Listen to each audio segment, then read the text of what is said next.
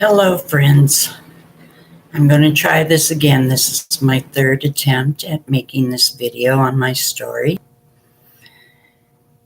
So let's get at it. I hope it works. Well, this is difficult to talk about. It's been a difficult period of my life in the last year. And I am just going to talk about this past year. My ex-partner, the person that I trusted, that I gave all my love to, I found out he is a covert narcissist. A year ago, I could see he was grooming some new supply, and I knew from the 3.5 years with him that he had very little feeling. He had no empathy, no compassion for me. It was always my fault, whether he did it or someone else did it. It was my fault.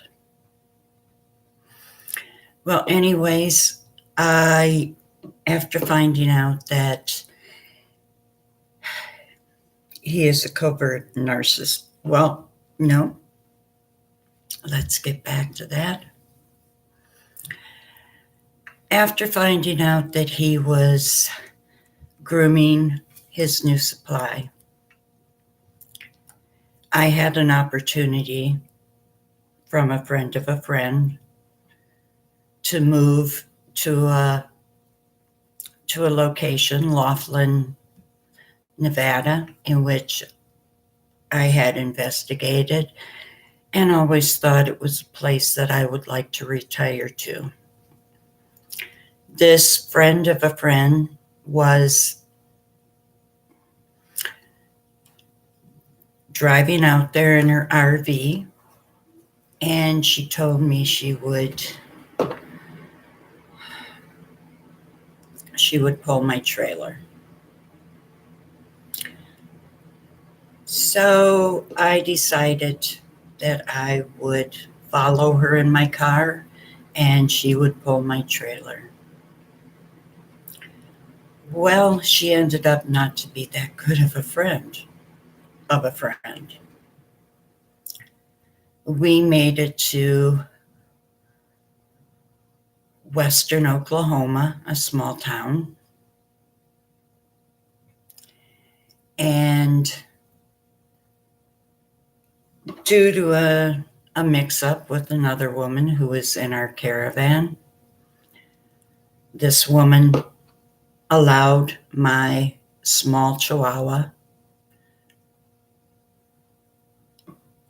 to get out of the RV when I was not there during a thunderstorm.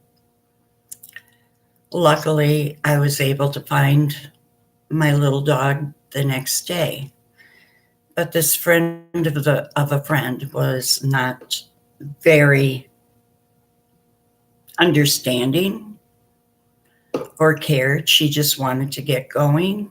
And before I found my little dog, she was going on about how she really wanted to get to Laughlin and she needed to get there right away.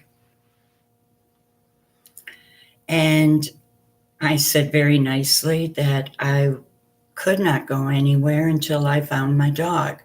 Whether she was alive or dead, I needed to know what happened to her.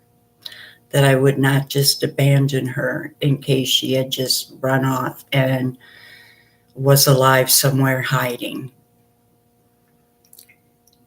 After I found my dog, she was very distant. She started arguing with me. She wanted to know since when this whole trip was about me and my dog. And I couldn't believe what I heard at first. And I asked her again. Again, she said, what does this have to do with, since when did this become about you and baby? I tried to keep things peaceful. Didn't work. She kept texting me, and even though I had asked her if, what time we would be leaving the next day, that, I'm sorry, but this is still hard to talk about. Part of me is so tired of repeating this story over and over again. And the other is still there's pain and there's anger that I still have not processed. Anyways, make a long story short, I took a room at the motel that night, and the motel was right next to the RV park. I stayed there due to the hostility that I felt between she and I, and also because it was going to storm again that night. And I didn't want to take any chances of losing my dog again.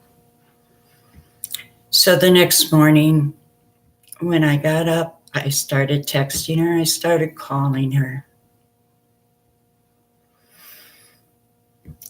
No response. I walked over to the RV park. Gone was the RV. Just my trailer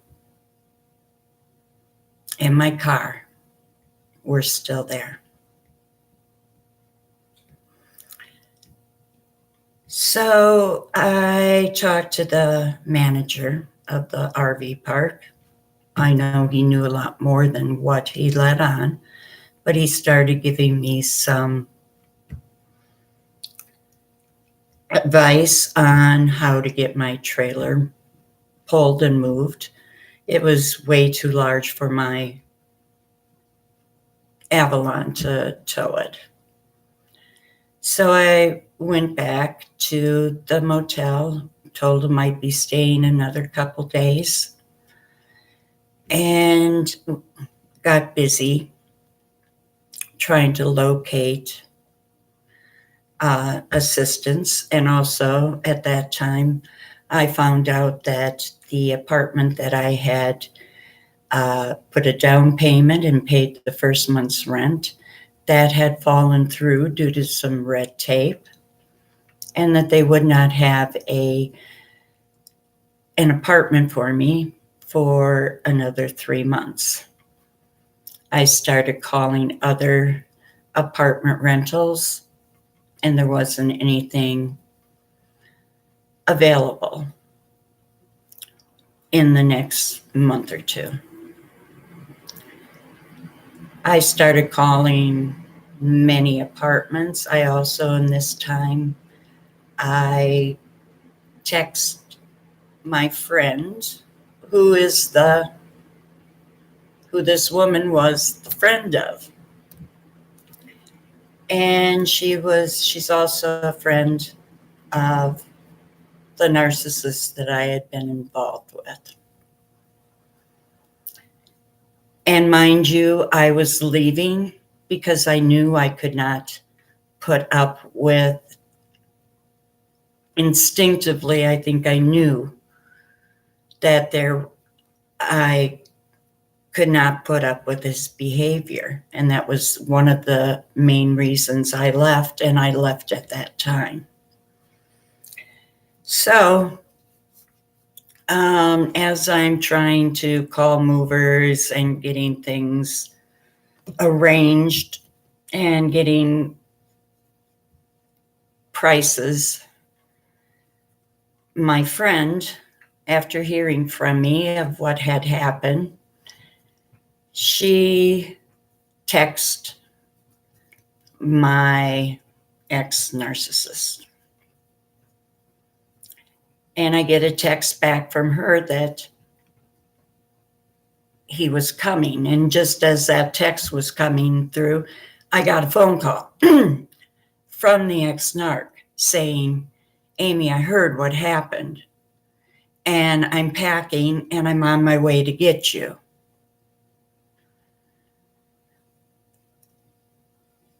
At that time, I didn't know what to say. I was trying to process things quickly.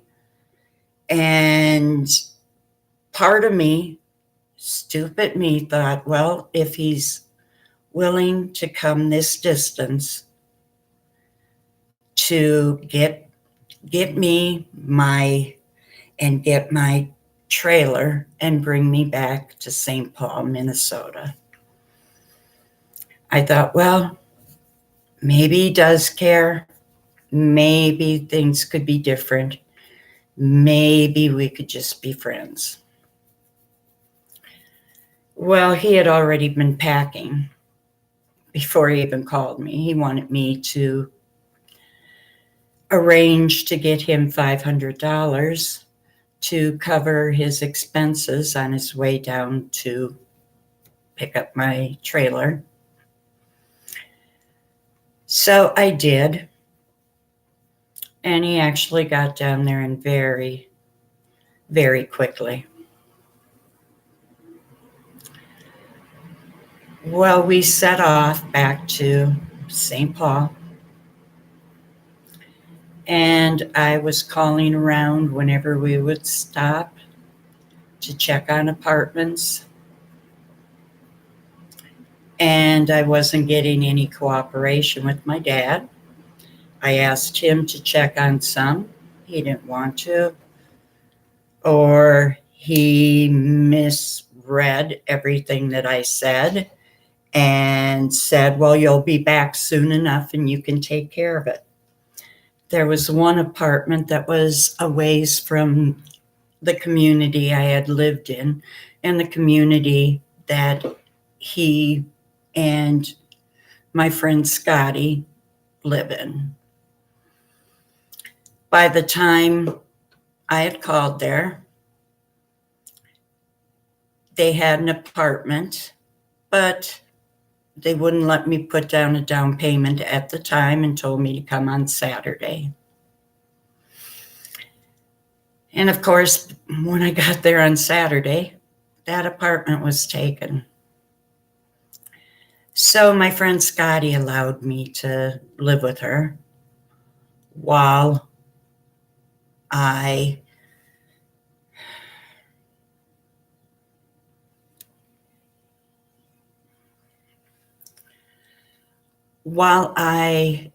continued to look for an apartment.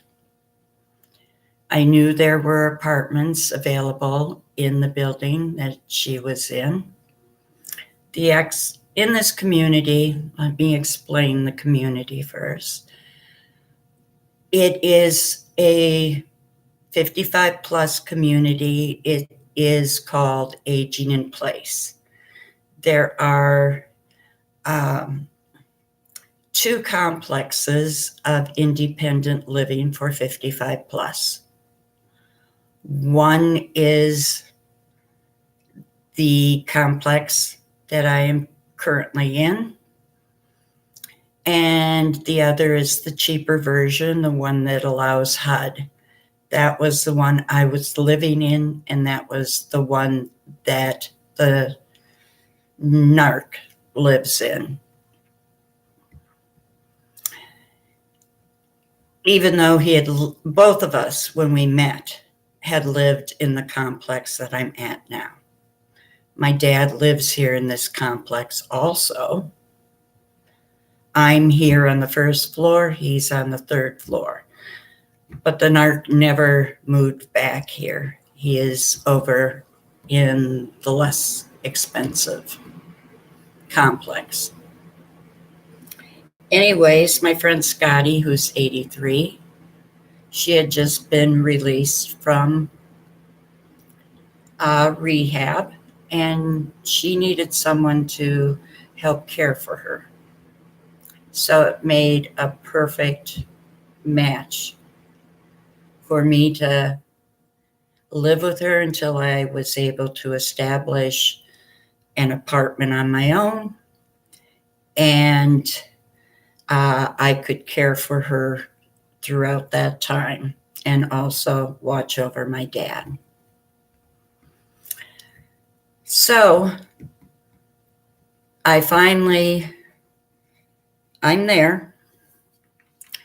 And about 2 weeks after I get there, my friend Scotty comes to me and tells me that the narc told her. At this time, I had no idea he really was a narc, as I just had a vague understanding. And she told me that her next door neighbor, the woman that the narc was grooming prior to my leaving, had sent him a text message saying that she was devastated and betrayed by his driving down to Oklahoma to pick me up and bring me back home. Well, both Scotty and I found this very interesting, and we noticed how she walked across, would walk across the front of the apartment building, just kind of stomping. But a week later, I get a call from the management to come down. Apparently, someone had reported my dogs for barking. They would only bark when they were left alone in the apartment. They had been through a harrowing adventure as well as I had. And later, Scotty said that the narc told her that this woman, the woman that he was grooming, had reported my dogs to the office.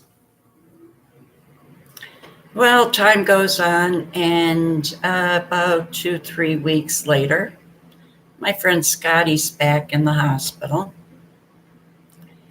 and the narc decides he doesn't want to have anything to do with me. We have bingo on Wednesday evenings here. And even though he doesn't live in the building, he has been always welcomed as big man on campus here to come in and play cards, take part of all the activities, come to bingo. It had always been, and up to that day, he and I and Scotty would sit together. And we had done so just the week before. Well, I sat down at the table with him. He got up and he left. I'm like, what's going on? Why are you leaving? I just am. Goes over to another table. And then we get together also. We had always gotten together to watch football in the community room and have kind of a, just a potluck during the game. And we had done that for about the last 4 years now. Well, he didn't show up for that. And I find out from Scotty that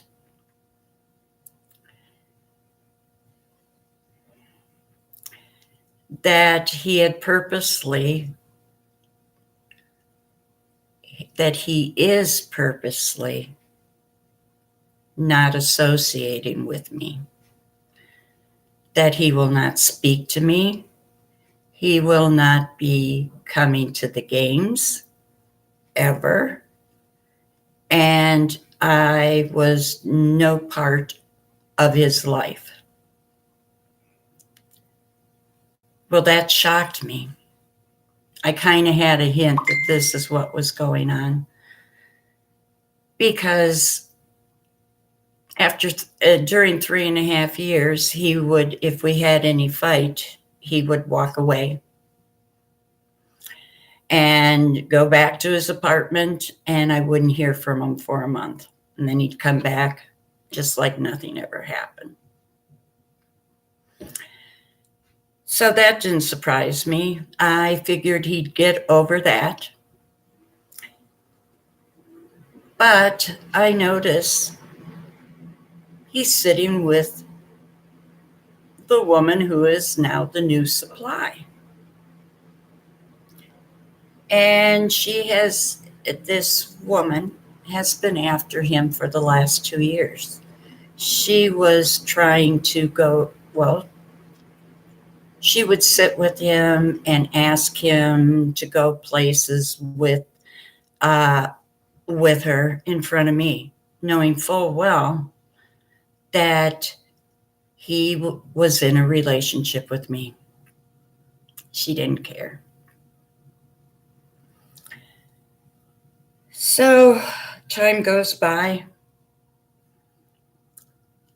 and I hear this rumor, and my friend Scotty hears this rumor, that I am unstable.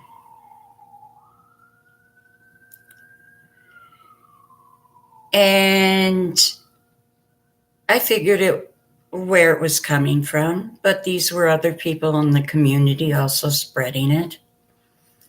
I went over to talk to the new supply, and I explained to her what my relationship had been and what I was still dealing with this relationship. Because as we all know, there's no closure with a narc. Well, she kept saying they were nothing but friends.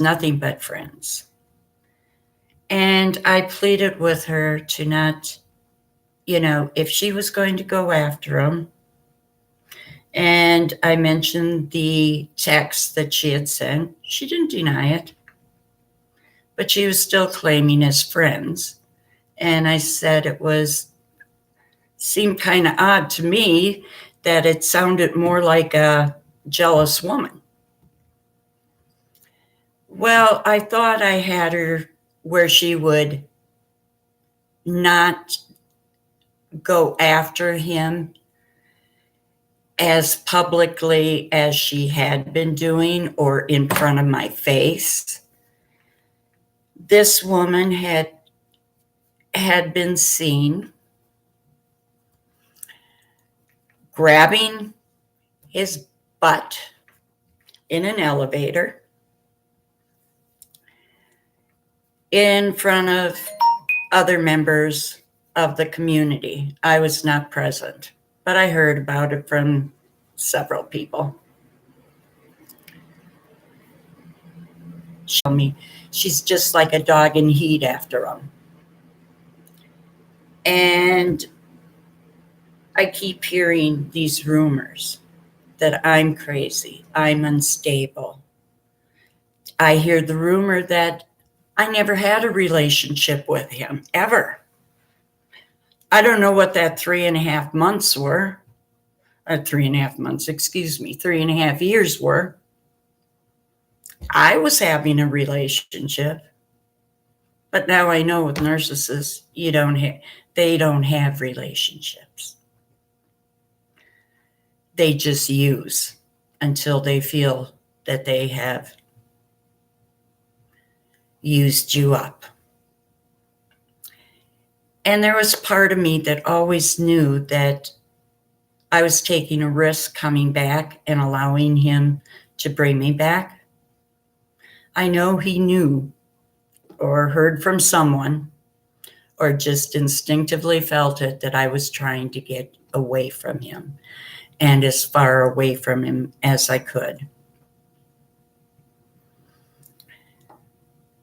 And he didn't like that. In 3.5 years, I had been subjected with multiple punishments. He knew how to get to my soul and to tear me down and to punish me.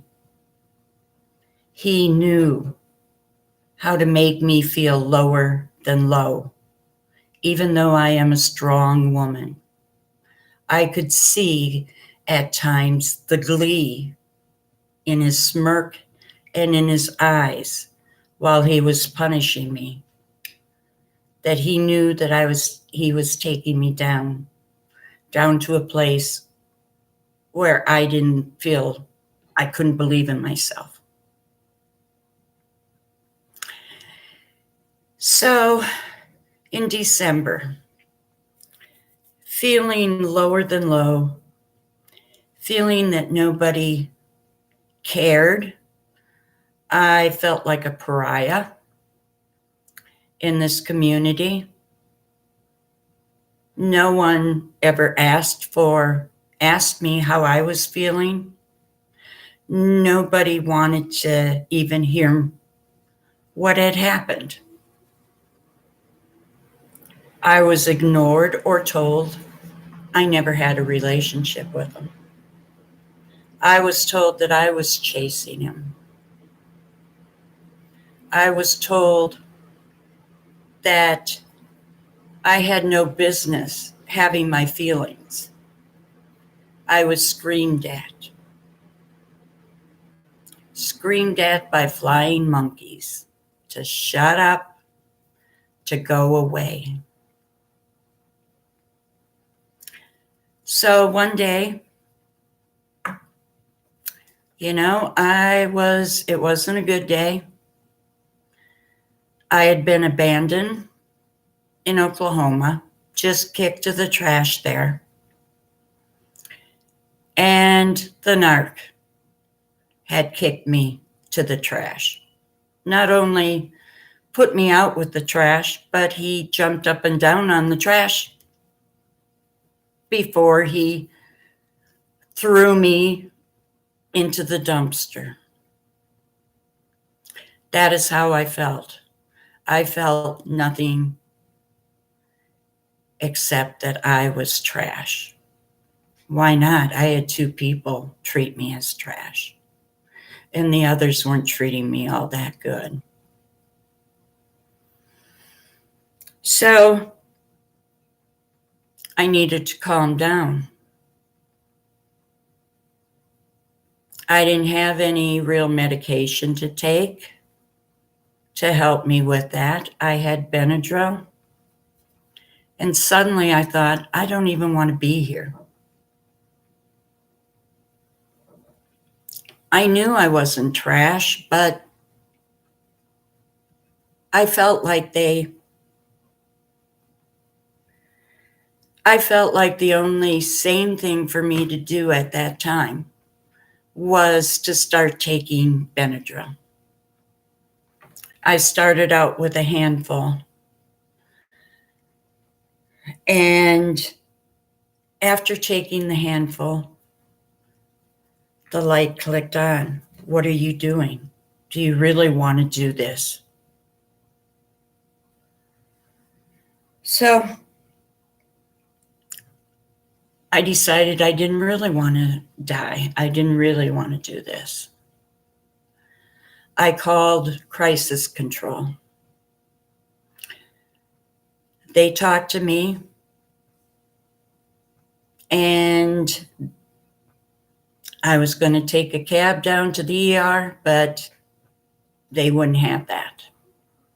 I agreed I needed to be seen to make sure I hadn't done any damage, physical damage to myself. So pretty soon I heard the sirens. Crisis control called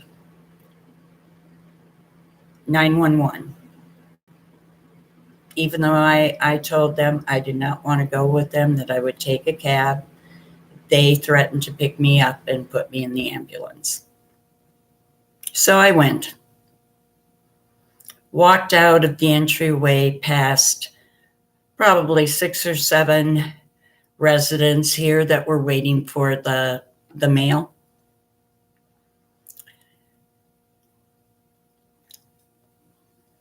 So I was in the ER, and the woman from the psych unit came over to see if I required admittance. After I told her my story, she told me I was an empath. She didn't explain exactly what that had to do. She didn't say anything about narcissism. She didn't say what that had to do with how I was reacting being an empath to this narcissist. So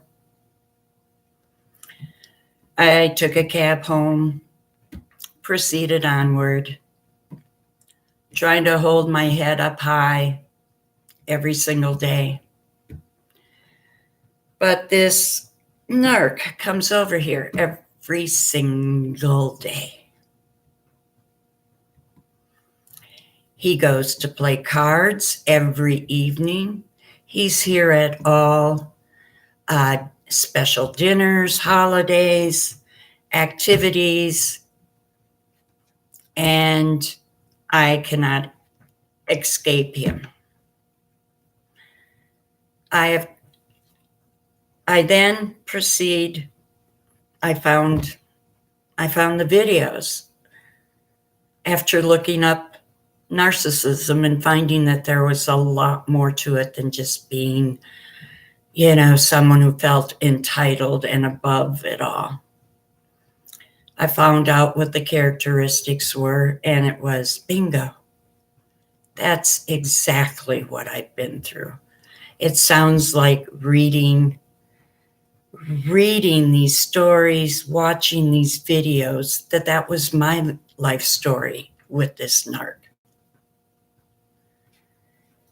And through this, I found Dave and narcology, which eventually, of course, led me to Dave and the Empaths.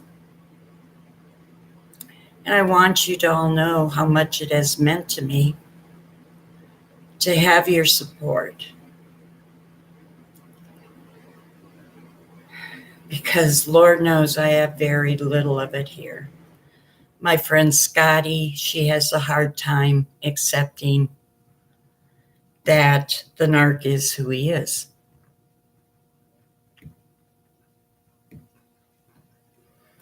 But I went into investigation mode. One thing I did do, I did background searches on the narc. And I discovered a lot of, I discovered one interesting tidbit. And I found out that a lot of what he had said was not true. I found out that he had been married 4 times. He had told me 3. He told the community around here that he had been married twice. Why would someone omit a marriage? I found out that he was not employed as he said he was. And he had told me of a few places that he had lived in across the US, but there were 3 or 4 more cities and states that there are records of him living there. And with that 4th marriage, I was able to see the actual marriage license. He and a woman from a hometown, what he claimed to be his hometown, who knows really which, if he actually has one. He's been around this country so many times in so many different locations. But he married this woman in Las Vegas on February 24th, 2005, in a religious ceremony. I'm like, what the hell? Who is this man? He said he was a sheriff's deputy. A sheriff's deputy for Maricopa County in Phoenix under Joe Arpaio, nonetheless. He told me how they would dye the inmates' underwear pink and make them go out on a chain gang in pink underwear and dig ditches. He not only told me this, but he told several other people this. Yes, he lived in Phoenix, but he was employed by 2 different hotels. He told me he was a truck driver. No license to be a truck driver. No anything, any documentation that he had ever drove truck. And no, I didn't take just 1 or 2 background checks into consideration. I did 6 of them to confirm all this. So after a couple of weeks, and I tried letting this be known that I knew this, I thought I was strong enough to expose him.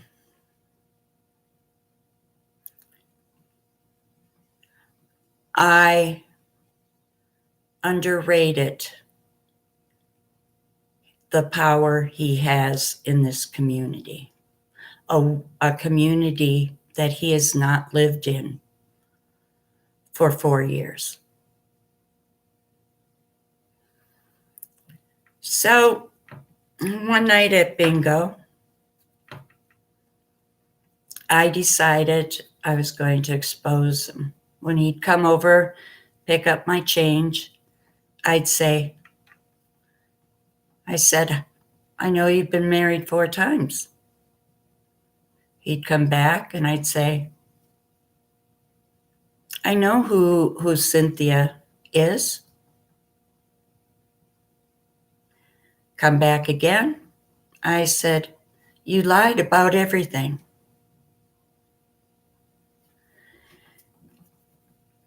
There's no documentation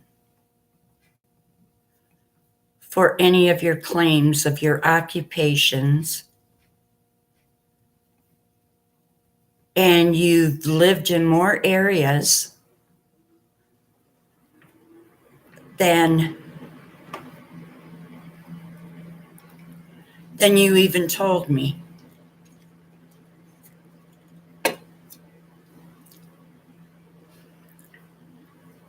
So finally,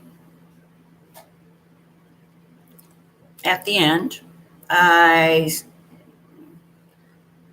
stopped in front of my dad, who was next to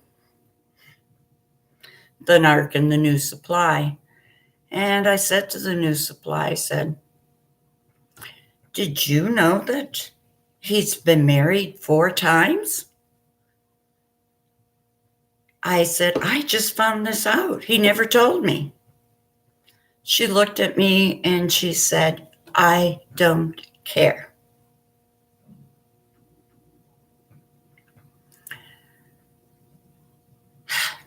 Okay. And I said, well, you may one day, when you start realizing everything's a lie, the only thing you should be concerned about, not that he's been married 4 times, that any of us should be concerned about, it's the lies. Well, good old narc starts saying, Amy, go to your room, in a loud voice. Amy, go to your room. Amy, go take med. Amy, go take medication. Amy, you're unstable. Amy, go to your room. You're unstable. At that, I started laughing. I said, this is classic. I said, and you just confirmed to me where these nasty rumors were coming from. Well, the people around in this community, or I should say several of them, I can identify about 6 or 7 of them right now that are his flying monkeys. Well, they decided to set up a takedown of me. And I also found out that the New Supply tried reporting me again to the office. That's been 4 times in about 11 months that either the New Supply or the Flying Monkeys have gone to the office to report me. Well, a few of the nicer people here had convinced me to run for president of the resident council. And that was when most of the chatter about my being unstable came from. But then the narc was telling them that I'd make an excellent president, that I had been president over at the other place. Did a great job. I did, but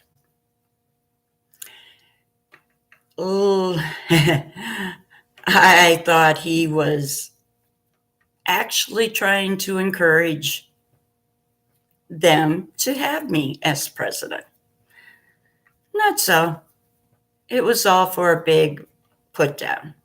Last Monday, I started to hold the pre-meeting for the first meeting of the year. The meeting was to set agenda for the upcoming meeting. I was told when I walked out of my apartment that that meeting had been canceled. There was no meeting. I'm like, who said that? And people were telling me who, and everybody was chattering, going, I don't know if I want to get involved in this, and I don't know if I want to do this. And I'm taking this in going, oh, wow, this was a planned deal. I go downstairs, and there were a few people who genuinely wanted to start a meeting and go through agenda. We had started discussing our agenda when 5 more people showed up, all of the while yelling at me that I was not president because I had resigned. Yes, I did. But I had resigned last July due to this blowback from the people around here and their chatter about my being unstable. My friend Scotty came to me a couple times crying that she felt so bad. She kept defending me that I was not unstable. And then a few other people came to me and said, we know you'd be a good president, Amy. Please reconsider. So I met with one of the female residents here who had been here for probably the beginning of time. She's 97. So she and I went through the bylaws and everything. She had my written resignation. She said she was going to tear it up and that we could just overlook that because in the bylaws, my resignation had to be voted on at the first meeting. They had to approve my resignation. And I also met with this other woman who is outgoing president. These people are just crazy. They're mean. And she said she understood, and yes, we would just throw it under the rug. Well, she's one of the flying monkeys. She was the one of them who came with her barrage of people attacking me last Monday. And today was to be the day of the formal meeting. I went down to the meeting. I stood there. I read off remarks that my friend Scotty, she had open heart surgery back in August and is recovering at the rehab just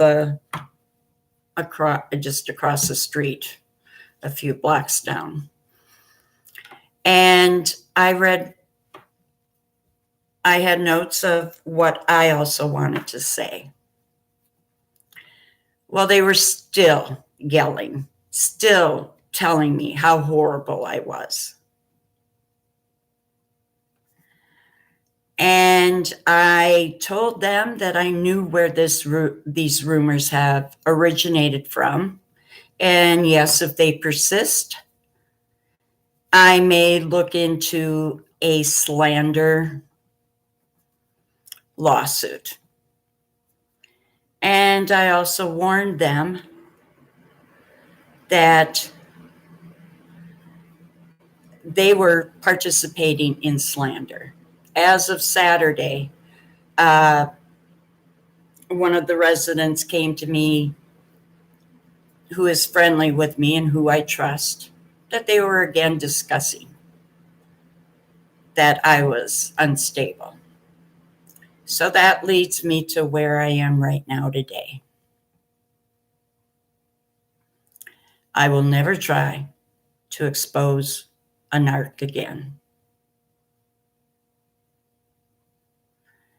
I feel defeated.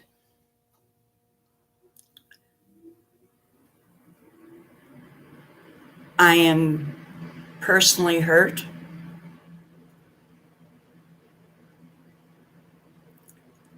But I know I will continue on. And as soon as I can get out of here, as soon as my father no longer needs me, I will be gone. So thank you, my friends, for listening to my story.